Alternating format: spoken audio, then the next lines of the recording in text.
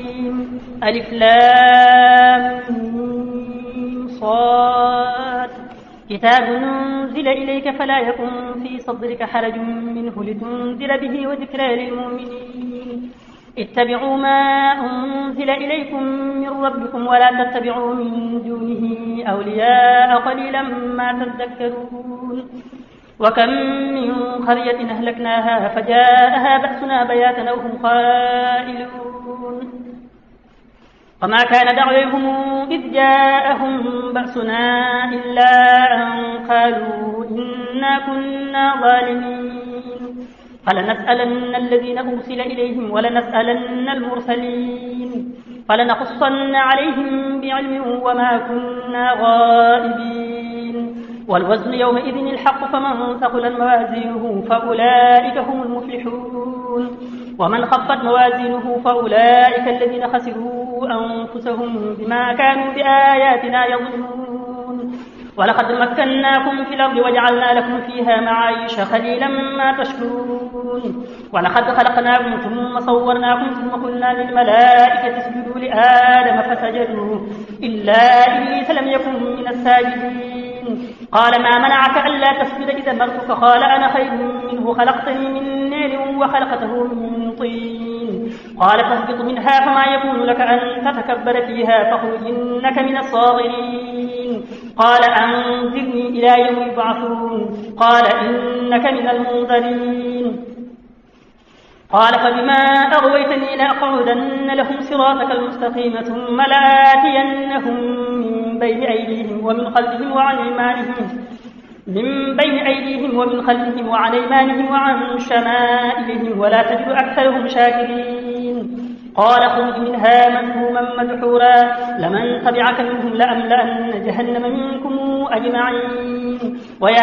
آدم اسكن أنت وزوجك الجنة فكلا من حيث شئتما ولا تقربا هذه الشجرة فتكونا من الظالمين فوسوس لهما الشيطان ليبدي لهما ما وري عنهما من سوآتهما وقال ما نهيكما ربكما عن هذه الشجرة إلا أن تكونا ملكين أو تكونا من الخالدين وقاسمهما إني لكما لمن الناصحين فدلاهما بغرور فلما ذاقا الشجرة بدت لهما سوآتهما وطفقا يخصفان عليهما من ورق الجنة وناديهما ربهما ألم أنهكما عن تلكما الشجرة وأقل لكما إن الشيطان لكما عدو مبين قالا ربنا ظلمنا أنفسنا وإن لم تغفر لنا وترحمنا لنكونن من الخاسرين قال اهبطوا بعضكم لبعض عدو ولكم في الأرض مستقر ومتاع إلى حين قال فيها تحيون وفيها تموتون ومنها تخرجون يا بني آدم قد أنزلنا عليكم لباسا يواري سوآتكم وريشا ولباس التقوى ذلك خير ذلك من آيات الله لعلهم يذكرون يا بني آدم لا يفتننكم الشيطان كما أخرج أبويكم من الجنة ينزع عنهما لباسهما ليريهما سوآتهما إنه يراكم هو وقبيله من حيث لا ترونهم إنا جعلنا الشياطين أولياء للذين لا يؤمنون وإذا فعلوا فاحشة قالوا وجدنا عليها آباءنا والله أمرنا بها قل إن الله لا يأمر بالفحشاء يتقولون على الله ما لا تعلمون قل أمر ربي بالقسط وأقيموا وجوهكم عند كل مسجد وادعوه مخلصين له الدين كما بدأكم تعودون فريقا هدى وفريقا حق عليهم الضلالة إنهم اتخذوا الشياطين أولياء من دون الله ويحسبون أنهم مهتدون يا بني آدم خذوا زينتكم عند كل مسجد وكلوا واشربوا ولا تسرفوا إنه لا يحب المسرفين زينة الله التي أخرج لعباده والطيبات هي للذين آمنوا في الحياة الدنيا خالصة يوم القيامة كذلك نفصل الآيات لقوم يعلمون قل إنما حرم ربي الفواحش ما ظهر منها وما بطن والإثم والبغي بغير الحق وأن تشركوا بالله ما لم ينزل به سلطانا وأن تقولوا على الله ما لا تعلمون ولكل أمة أجل فإذا جاء أجلهم لا يستأخرون ساعة ولا يستقدمون يا بني آدم إما يأتينكم رسل منكم يقصون عليكم آياتي فمن اتقي وأصلح فلا خوف عليهم ولا هم يحزنون والذين كذبوا بآياتنا واستكبروا عنها أولئك أصحاب النار هم فيها خالدون فمن أظلم ممن افترى على الله كذبا أو كذب بآياته أولئك ينالهم نصيبهم من الكتاب حتى إذا جاءتهم رسلنا يتوفونهم قالوا أين ما كنتم تدعون من دون الله قالوا ضلوا عنا وشهدوا على أنفسهم أنهم كانوا كافرين قال ادخلوا في قد خلت من قبلكم من الجن والإنس في النار كلما دخلت أمة لعنت أختها حتى إذا اداركوا فيها جميعا قالت أخريهم لأولاهم ربنا هؤلاء يضلون فآتهم عذابا ضعفا من النار قال لكل ضعف ولكن لا تعلمون وقالت أولاهم لأخريهم فما كان لكم علينا من فضل فذوقوا العذاب بما كنتم تكسبون إن الذين كذبوا بآياتنا واستكبروا عنها لا تفتح لهم أبواب السماء ولا يدخلون الجنة حتى يلج الجمل في سم الخياط وكذلك نجزي المجرمين لهم من جهنم مهاد ومن فوقهم غواش وكذلك نجزي الظالمين والذين آمنوا وعملوا الصالحات لا نكلف نفسا إلا وسعها أولئك أصحاب الجنة هم فيها خالدون ونزعنا ما في صدورهم من غل تجري من تحتهم الأنهار وقالوا الحمد لله الذي هدينا لهذا وما كنا لنهتدي لولا أن هدينا الله لقد جاءت رسل ربنا بالحق ونودوا أن تلكم الجنة أورثتموها بما كنتم تعملون ونادى أصحاب الجنة أصحاب النار أن قد وجدنا ما وعدنا ربنا حقا فهل وجدتم ما وعد ربكم حقا قالوا نعم فأذن مؤذن بينهم اللعنة الله على الظالمين الذين يصدون عن سبيل الله ويبغونها عوجا وهم بالآخرة كافرون وبينهما حجاب وعلى الأعراف رجال يعرفون كلا بسيماهم ونادوا أصحاب الجنة أن سلام عليكم لم يدخلوها وهم يطمعون وإذا صرفت أبصارهم تلقاء أصحاب النار قالوا ربنا لا تجعلنا مع القوم الظالمين ونادى أصحاب الأعراف رجالا يعرفونهم بسيماهم قالوا ما أغنى عنكم جمعكم وما كنتم تستكبرون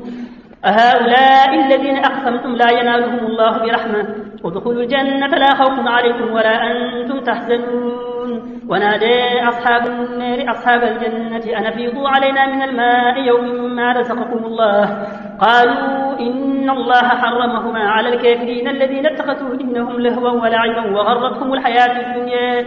فاليوم ننسيهم كما نسوا لقاء يومهم هذا وما كانوا بآياتنا يجحدون ولقد جئناهم بكتاب فصلناه على علم هدى ورحمة لقوم يؤمنون هل ينظرون إلا تأويله يوم يأتي تأويله يقول الذين نسوه من قبل قد جاءت رسل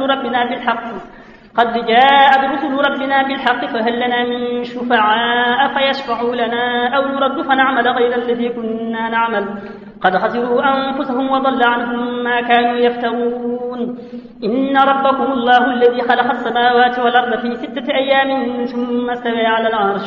يغشي الليل النهار يطلبه حثيثا والشمس والقمر والنجوم مسخرات بأمره ألا له الخلق والأمر تبارك الله رب العالمين ادعوا ربكم تضرعا وخفية إنه لا يحب المعتدين ولا تفسدوا في الأرض بعد إصلاحها وادعوه خوفا وطمعا إن رحمة الله قريب من المحسنين وهو الذي يرسل الرياح نشرا بين يدي رحمته حتى إذا أقلت سحابا ثقالا سقناه لبلد ميت فأنزلنا به الماء فأخرجنا به من كل الثمرات كذلك نخرج الموتى لعلكم تذكرون والبلد الطيب يخرج نباته بإذن ربه والذي خبث لا يخرج إلا نكدا كذلك نصرف الآيات لقوم يشكرون لقد أرسلنا نوحا إلى قومه فقال يا قوم اعبدوا الله ما لكم من إله غيره إني أخاف عليكم عذاب يوم عظيم قال الملأ من قومه إنا لنراك في ضلال مبين قال يا قوم ليس بي ضلالة ولكني رسول من رب العالمين أبلغكم رسالات ربي وأنصح لكم وأعلم من الله ما لا تعلمون أو عجبتم أن جاءكم ذكر من ربكم على رجل منكم لينذركم ولتتقوا ولعلكم ترحمون فكذبوه فأنجيناه والذين معه في الفلك وأغرقنا الذين كذبوا بآياتنا إنهم كانوا قوما عمين.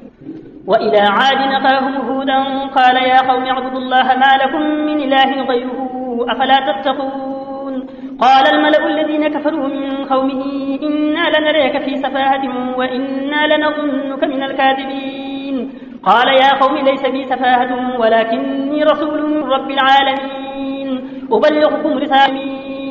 أو عجبتم أن جاءكم ذكر من ربكم على رجل منكم لينذركم واذكروا إذ جعلكم خلفاء من بعد قوم نوح وزادكم في الخلق بسطة فاذكروا آلاء الله لعلكم تفلحون. قالوا أجئتنا لنعبد الله وحده ونذر ما كان يعبد آباؤنا فاتنا بما تعدنا إن كنت من الصادقين. قال قد وقع عليكم من ربكم رجز وغضب أتجادلونني في أسماء سميتموها أنتم وآباؤكم ما نزل الله بها من سلطان فانتظروا إني معكم من المنتظرين. فأنجيناه والذين معه برحمة منا وقطعنا دابر الذين كذبوا بآياتنا وما كانوا مؤمنين. وإلى ثمود أخاهم صالحا قال يا قوم اعبدوا الله ما لكم من إله غيره قد جاءتكم بينة من ربكم هذه ناقة الله لكم آية فذروها تأكل في أرض الله ولا تمسوها بسوء فيأخذكم عذاب أليم. واذكروا إذ جعلكم خلفاء من بعد عاد وبوأكم في الأرض تتخذون من سهولها قصورا وتنحتون الجبال بيوتا فاذكروا آلاء الله ولا تعصوا في الأرض مفسدين. قال الملأ الذين استكبروا من قومه للذين استضعفوا لمن آمن منهم أتعلمون أن صالحا مرسل من ربه قالوا إنا بما أرسل به مؤمنون. قال الذين استكبروا إنا بالذي آمنتم به كافرون. فعقروا الناقة وعتوا عن أمر ربهم وقالوا يا صالح ائتنا بما تعدنا إن كنت من المرسلين. فأخذتهم الرجفة فأصبحوا في دارهم جاثمين فتولى عنهم وقال يا قوم لقد أبلغتكم رسالة ربي ونصحت لكم ولكن لا تحبون الناصحين. ولوطا إذ قال لقومه أتأتون الفاحشة ما سبقكم بها من أحد من العالمين إنكم لتأتون الرجال شهوة من دون النساء بل أنتم قوم مسرفون. وما كان جواب قومه إلا أن قالوا أخرجوهم من قريتكم إنهم أناس يتطهرون. فأنجيناه وأهله إلا امرأته كانت من الغابرين وأمطرنا عليهم مطرا فانظر كيف كان عاقبة المجرمين. وإلى مدين أخاهم شعيبا قال يا قوم اعبدوا الله ما لكم من إله غيره قد جاءتكم بينة من ربكم فأوفوا الكيل والميزان ولا تبخسوا الناس أشياءهم ولا تفسدوا في الأرض بعد إصلاحها ذلكم خير لكم إن كنتم مؤمنين. ولا تقعدوا بكل صراط توعدون وتصدون عن سبيل الله من آمن به وتبغونها عوجا واذكروا إذ كنتم قليلا فكثركم وانظروا كيف كان عاقبة المفسدين. وإن كان طائفة منكم آمنوا بالذي أرسلت به وطائفة لم يؤمنوا فاصبروا حتى يحكم الله بيننا وهو خير الحاكمين. قال الملأ الذين استكبروا من قومه لنخرجنك يا شعيب والذين آمنوا معك من قريتنا أو لتعودن في ملتنا قال أولو كنا كارهين قد افترينا على الله كذبا إن عدنا في ملتكم بعد إذ نجينا الله منها وما يكون لنا أن نعود فيها إلا أن يشاء الله ربنا وسع ربنا كل شيء علما على الله توكلنا ربنا افتح بيننا وبين قومنا بالحق وأنت خير الفاتحين. وقال الملأ الذين كفروا من قومه لئن اتبعتم شعيبا إنكم إذا لخاسرون. فأخذتهم الرجفة فأصبحوا في دارهم جاثمين. الذين كذبوا شعيبا كأن لم يغنوا فيها الذين كذبوا شعيبا كانوا هم الخاسرين. فتولى عنهم وقال يا قوم لقد أبلغتكم رسالات ربي ونصحت لكم فكيف آتي على قوم كافرين. وما أرسلنا في قرية من نبي إلا أخذنا أهلها بالبأساء والضراء لعلهم يضرعون ثم بدلنا مكان السيئة الحسنة حتى عفوا وقالوا قد مس آباءنا الضراء والسراء فأخذناهم بغتة وهم لا يشعرون ولو أن أهل القرى آمنوا واتقوا لفتحنا عليهم بركات من السماء والأرض ولكن كذبوا فأخذناهم بما كانوا يكسبون أفأمن أهل القرى أن يأتيهم بأسنا بياتا وهم نائمون أو من أهل القرى أن يأتيهم بأسنا ضحى وهم يلعبون أفأمنوا مكر الله فلا يأمن مكر الله إلا القوم الخاسرون أولم يهد للذين يرثون الأرض من بعد أهلها أن لو نشاء وصبناهم بذنوبهم ونطبع على قلوبهم فهم لا يسمعون تلك القرى نقص عليك من أنبائها ولقد جاءتهم رسلهم بالبينات فما كانوا ليؤمنوا بما كذبوا من قبل كذلك يطبع الله على قلوب الكافرين وما وجدنا لأكثرهم من عهد وإن وجدنا أكثرهم لفاسقين ثم بعثنا من بعدهم موسى بآياتنا إلى فرعون وملئه وظلموا بها فانظر كيف كان عاقبة المفسدين وقال موسى يا فرعون إني رسول من رب العالمين حقيق علي ألا أقول على الله إلا الحق قد جئتكم ببينة من ربكم فأرسل معي بني إسرائيل قال إن كنت جئت بآية فات بها إن كنت من الصادقين فألقي عصاه فإذا هي ثعبان مبين ونزع يده فإذا هي بيضاء للناظرين قال الملأ من قوم فرعون إن هذا لساحر عليم يريد أن يخرجكم من أرضكم فماذا تأمرون قالوا أرجه وأخاه وأرسل في المدائن حاشرين يأتوك بكل ساحر عليم وجاء السحرة فرعون قالوا إن لنا لأجرا إن كنا نحن الغالبين قال نعم وإنكم لمن المقربين قالوا يا موسى إما أن تلقي وإما أن نكون نحن الملقين قال ألقوا فلما ألقوا سحروا أعين الناس واسترهبوهم وجاءوا بسحر عظيم وأوحينا إلى موسى أن ألق عصاك فإذا هي تلقف ما يافكون فوقع الحق وبطل ما كانوا يعملون فضربوا هنالك وانقلبوا صاغرين وألقي السحرة ساجدين قالوا آمنا برب العالمين رب موسى وهارون قال فرعون آمنتم به قبل أن آذن لكم إن هذا لمكر مكرتموه في المدينة لتخرجوا منها أهلها فسوف تعلمون لأقطعن أيديكم وأرجلكم من خلاف ثم لأصلبنكم أجمعين قالوا إنا إلى ربنا منقلبون وما تنقم منا إلا أن آمنا بآيات ربنا لما جاءتنا ربنا أفرغ علينا صبرا وتوفنا مسلمين وقال الملأ من قوم فرعون أتذر موسى وقومه ليفسدوا في الأرض ويذرك وآلهتك قال سنقتل أبناءهم ونستحيي نساءهم وإنا فوقهم قاهرون قال موسى لقومه استعينوا بالله واصبروا إن الأرض لله يورثها من يشاء من عباده والعاقبة للمتقين قالوا أوذينا من قبل أن تاتينا ومن بعد ما جئتنا قال عسى ربكم أن يهلك عدوكم ويستخلفكم في الأرض فينظر كيف تعملون ولقد أخذنا آل فرعون بالسنين ونقص من الثمرات لعلهم يذكرون وإذا جاءتهم الحسنة قالوا لنا هذه وإن تصبهم سيئة يطيروا بموسى ومن معه ألا إنما طائرهم عند الله ولكن أكثرهم لا يعلمون وقالوا مهما تاتنا به من آية لتسحرنا بها فما نحن لك بمؤمنين فأرسلنا عليهم الطوفان والجراد والقمل والضفادع والدم آيات مفصلات فاستكبروا وكانوا قوما مجرمين ولما وقع عليهم الرجس قالوا يا موسى ادع لنا ربك بما عهد عندك لئن كشفت عنا الرجس لنؤمنن لك ولنرسلن معك بني إسرائيل فلما كشفنا عنهم الرجس إلى أجل هم بالغوه إذا هم ينكثون فانتقمنا منهم فأغرقناهم في اليم بأنهم كذبوا بآياتنا وكانوا عنها غافلين وأورثنا القوم الذين كانوا يستضعفون مشارق الأرض ومغاربها التي باركنا فيها وتمت كلمة ربك الحسنى على بني إسرائيل بما صبروا ودمرنا ما كان يصنع فرعون وقومه وما كانوا يعرشون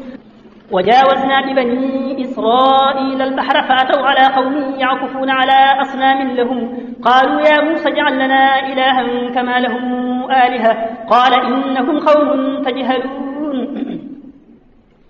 إن هؤلاء متبر ما هم فيه وباطل ما كانوا يعملون قال أغير الله أبغيكم إلها وهو فضلكم على العالمين وإذا انجيناكم من آل فرعون يسومونكم سوء العذاب يقتلون أبناءكم ويستحيون نساءكم وفي ذلكم بلاء من ربكم عظيم وواعدنا موسى 30 ليلة وأتممناها ب10 فتم ميقات ربه 40 ليلة وقال موسى لأخيه هارون اخلفني في قومي وأصلح ولا تتبع سبيل المفسدين ولما جاء موسى لميقاتنا وكلمه ربه قال رب أرني أنظر إليك قال لن تريني ولكن انظر إلى الجبل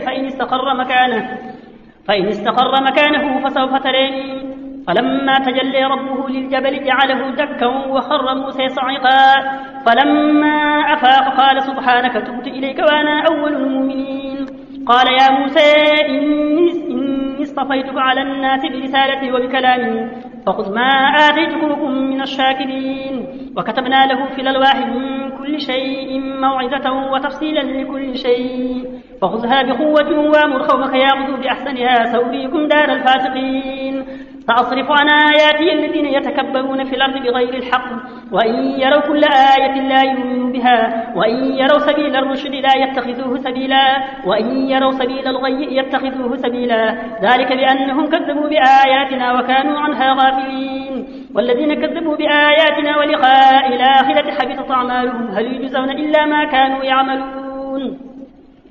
واتخذ قوم موسى من بعده من حليهم عجلا جسدا له خوار ألم يروا أنه لا يكلمهم ولا يهديهم سبيلا اتخذوه وكانوا ظالمين ولما سقط في أيديهم ورأوا أنهم قد ضلوا قالوا لئن لم يرحمنا ربنا ويغفر لنا لنكونن من الخاسرين ولما رجع موسى إلى قومه غضبان أسفا قال بئس ما خلفتموني من بعدي أعجلتم أمر ربكم وألقى الألواح وأخذ برأس أخيه يجره إليه قال ابن إن القوم استضعفوني وكادوا يقتلونني فلا تشمل بي الأعداء ولا تجعلني مع القوم الظالمين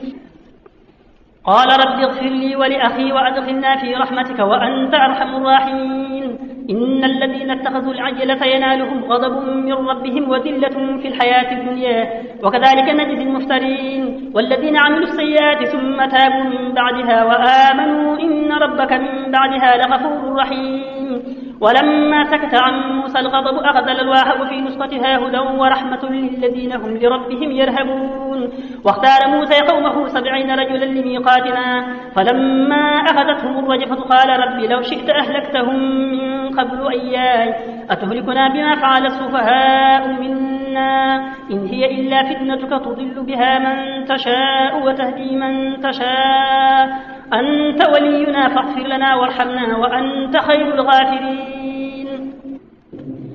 واكتب لنا في هذه الدنيا حسنة وفي الآخرة إنا هدنا إليك قال عذابي أصيب به من أشاء ورحمتي وسعت كل شيء فسأكتبها للذين يتقون ويؤتون الزكاة والذين هم بآياتنا يؤمنون الذين يتبعون يؤمنونه مكتوبا عندهم في التوراة والإنجيل يأمرهم بالمعروف وينهيهم عن المنكر ويحل لهم الطيبات ويحرم عليهم الخبائث ويضع عنهم إصرهم والأغلال التي كانت عليهم فالذين آمنوا به وعزروه ونصروه واتبعوا النور الذي أنزل معه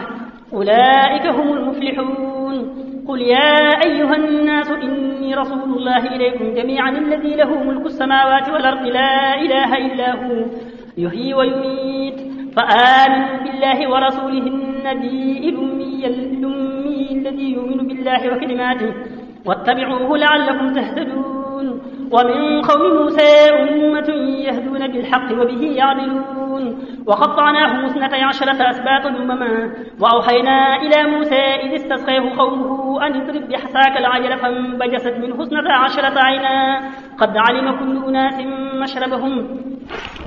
وظللنا عليهم الغمام وأنزلنا عليهم المن والسلوى كلوا من طيبات ما رزقناكم وما ظلمونا ولكن كانوا أنفسهم يظلمون وإذ قيل لهم اسكنوا هذه القرية وكلوا منها حيث شئتم وقولوا حطة وادخلوا الباب سجدا تغفر لكم خطيئاتكم سنزيد المحسنين فبدل الذين ظلموا منهم قولا غير الذي قيل لهم فأرسلنا عليهم رجزا من السماء بما كانوا يظلمون واسألهم عن القرية التي كانت حاضرة البحر إذ يعدون في السبت إذ تاتيهم حيتانهم يوم سبتهم شرعا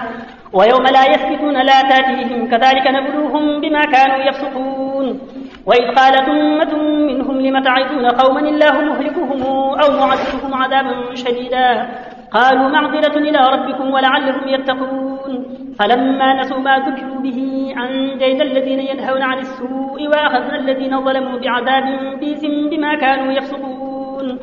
فلما عتوا عما نهوا عنه قلنا لهم كونوا قردة خاسئين وإذ تأذن ربك ليبعثن عليهم إلى يوم القيامة من يسومهم سوء العذاب إن ربك لسريع العقاب وإنه لغفور رحيم وقطعناهم في الأرض أمما منهم الصالحون ومنهم دون ذلك وبلوناهم بالحسنات والسيئات لعلهم يرجعون فخلف من بعدهم خلف ورثوا الكتاب يأخذون عرض هذا الأدنى ويقولون سيغفر لنا وإن ياتهم عرض مثله يأخذوه ألم يؤخذ عليهم ميثاق الكتاب ألا يقولوا على الله إلا الحق ودرسوا ما فيه والدار الآخرة خير للذين يتقون أفلا تعقلون والذين يمسكون بالكتاب وأقاموا الصلاة إنا لا نضيع أجر المصلحين وإذ نتقنا الجبل فوقهم كأنه ظلة وظنوا أنه واقع بهم خذوا ما آتيناكم بقوة واذكروا ما فيه لعلكم تتقون وإذا أخذ ربك من بني آدم من ظهورهم ذرياتهم وأشهدهم على أنفسهم ألست بربكم قالوا بلى شهدنا أن تقولوا يوم القيامة إنا كنا عن هذا غافلين أو تقولوا إنما أشرك آباؤنا من قبل وكنا ذرية من بعدهم أفتهلكنا بما فعل المبطلون وكذلك نفصل الآيات ولعلهم يرجعون واتل عليهم نبأ الذي آتيناه آياتنا فانسلخ منها فأتبعه الشيطان فكان من الغاوين ولو شئنا لرفعناه بها ولكنه أخلد إلى الأرض واتبع هواه فمثله كمثل الكلب إن تحمل عليه يلهث أو تتركه يلهث ذلك مثل القوم الذين كذبوا بآياتنا فاقصص القصص لعلهم يتفكرون ساء مثلا القوم الذين كذبوا بآياتنا وأنفسهم كانوا يظلمون من يهد الله فهو المهتدي ومن يضلل فأولئك هم الخاسرون ولقد ذرأنا لجهنم كثيرا من الجن والإنس لهم قلوب لا يفقهون بها ولهم أعين لا يبصرون بها ولهم آذان لا يسمعون بها أولئك كالأنعام بل هم أضل أولئك هم الغافلون ولله الأسماء الحسنى فادعوه بها وذروا الذين يلحدون في أسمائه سيجزون ما كانوا يعملون وممن خلقنا أمة يهدون بالحق وبه يعدلون والذين كذبوا بآياتنا سنستدرجهم من حيث لا يعلمون وأملي لهم إن كيدي متين أولم يتفكروا ما بصاحبهم من جنة إن هو إلا نذير مبين أولم ينظروا في ملكوت السماوات والأرض وما خلق الله من شيء وأن عسى أن يكون قد اقترب أجلهم فبأي حديث بعده يؤمنون